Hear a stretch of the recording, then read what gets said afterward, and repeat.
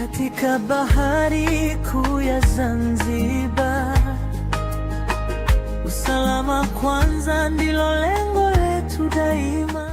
Na mtazamaji, tumefika kwenye engine room ya boti hii ya Zanzibar One, na hapa tumekutana na engineer Godfrey ambaye yeye atatueleza juu ya majukumu ambayo anayasimamia katika eneo hili. Engineer, karibu sana katika mahojiano haya.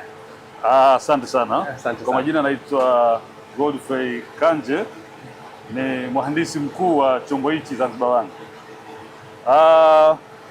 Majukumu ya mhandisi ni ku make sure chombo hiki kinakuwa katika ubora wa kutembea salama baharini, kitoke safari moja kwenda safari nyingine kwa usalama kabisa, kimaanisha injini zote mbili ziwe katika ubora wa kutembea salama bila matatizo yoyote. Tunafanya duty kwa sababu tunakuwa mainjinia wawili, injinia mkuu na msaidizi wake. Tunasaidiana na vijana wetu ma oilers. Okay? Kazi kubwa hapa ni kuhakikisha injini zinakuwa katika ubora, nikimaanisha kwamba injini zote zinakuwa serviced, zinakuwa katika zifanywa matengenezo, ziko katika ubora wake halisia na zinakwenda katika speed ambayo iko safe kutokana na maker alivyo recommend. Engineer, tuna vijana wengi ambao wako huko nje wakiwa hawaziamini sana hizi fani za ubaharia, wakiamini kama ni fani za uleisure, maana yake kama ni za mabontown, yani watoto wa mjini zaidi, mabisho. Lakini wewe neno lako ni lipi kwa vijana wetu ambao wako huko nje na hawajaziona fursa hizi ambazo ziko hapa? Usema ukweli, hii fani sasa hivi ni pana sana.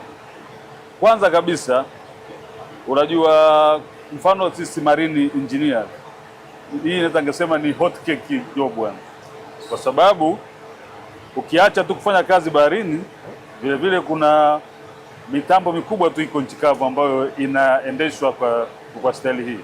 Kwa hiyo ukishakuwa na ile education yako umepata chuoni ya marine engineering, wewe tayari ni hot cake. Yaani kwamba utafanya kazi baharini, utafanya kazi kwenye industrial, kwenye viwanda makubwa. Kwa hiyo mimi ninaweza kuwaasa vijana ambao wanachipukia katika vyuo wachague hii fani, kwa sababu ni fani ambayo kwanza itakurahisishia maisha, na naweza kusema hata upatikanaji wa kazi at least, tunaweza kusema at least ni tofauti na fani nyingine. Godfrey, tuzungumze mafanikio kidogo. Wewe binafsi mwenyewe unaweza kusema kwamba nimeingia kwenye fani hii muda gani, lakini sasa hivi angalau naweza kufanya mawili matatu kwenye familia na pengine kwenye jamii kwa ujumla? Kwanza kabisa namshukuru Mungu, na katika fani hii na zaidi ya miaka 15 tangu nimeanza ile field yenyewe kabisa ya kwenda deep sea baada ya kutoka chuo na kuanza ile. Kwa kifupi, namshukuru Mungu, kama kweli namshukuru Mungu sana, kwa sababu riziki inapatikana na inaonekana, na kama unajua binadamu sisi tumetofautiana. Unaweza ukawa unapata kazi nzuri, lakini kama mwenyewe akili yako haijakaa sawa, unaweza usiweze kuifanyia chochote hicho unachokipata.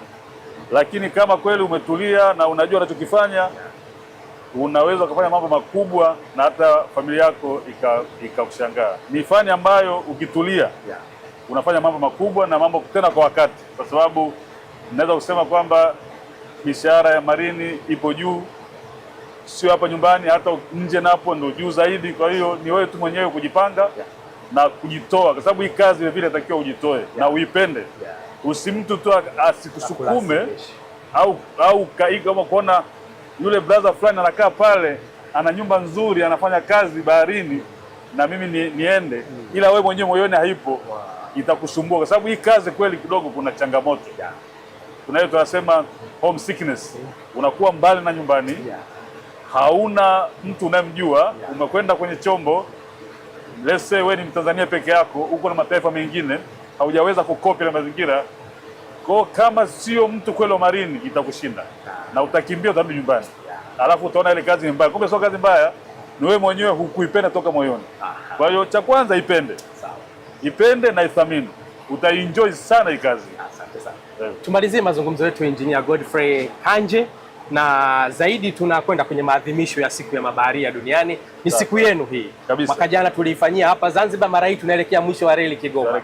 Neno lako ni lipi wakati tunakwenda kwenye maadhimisho haya ya siku ya mabaharia tarehe 25 Juni pale Kigoma? Mimi kusema kweli nataka mabaharia tuzidi kuwa wamoja. Tuzidi kuwa wamoja. Unajua hii fani yetu inabeba vitu vingi sana. Tuzidi kuwa wamoja kwa kupitia mashirika yetu na taasisi zetu pamoja na magrupu yetu. Tuzidi kuwekana pamoja, tuzidi kuelimishana, tuzidi kusaidiana ili tuzidi kusonga mbele katika tasnia hii. Kwa sababu kuna changamoto nyingi sana ndogo ndogo ambazo kama sisi wenyewe tusipoungana na tusiposhikamana, basi wengi watatoka na wengi Kwa hiyo mimi niendelee kuasa zile taasisi ambazo zinatusimamia ZMA, TASAKI waendelee kuwa karibu na sisi, kwa sababu sisi ndo wadau wao wakubwa.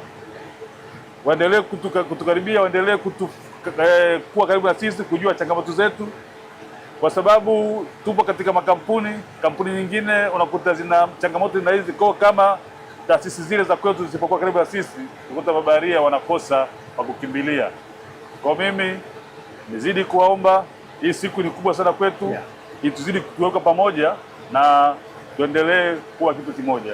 Tunakushukuru sana. Asante sana. Na mtazamaji wa ZMA Online TV, tukiwa tunahitimisha mazungumzo haya na Engineer Godfrey Kanje hapa katika engine room ya Zanzibar One, ndio tumekatamatisha mazungumzo haya, lakini sisi tunakushukuru sana kwa mazungumzo haya na tunakutakia maadhimisho mema kuelekea kwenye kilele cha siku ya mabaharia duniani. Nashukuru sana. Asante sana Engineer. Katika bahari kuu ya Zanzibar, usalama kwanza ndilo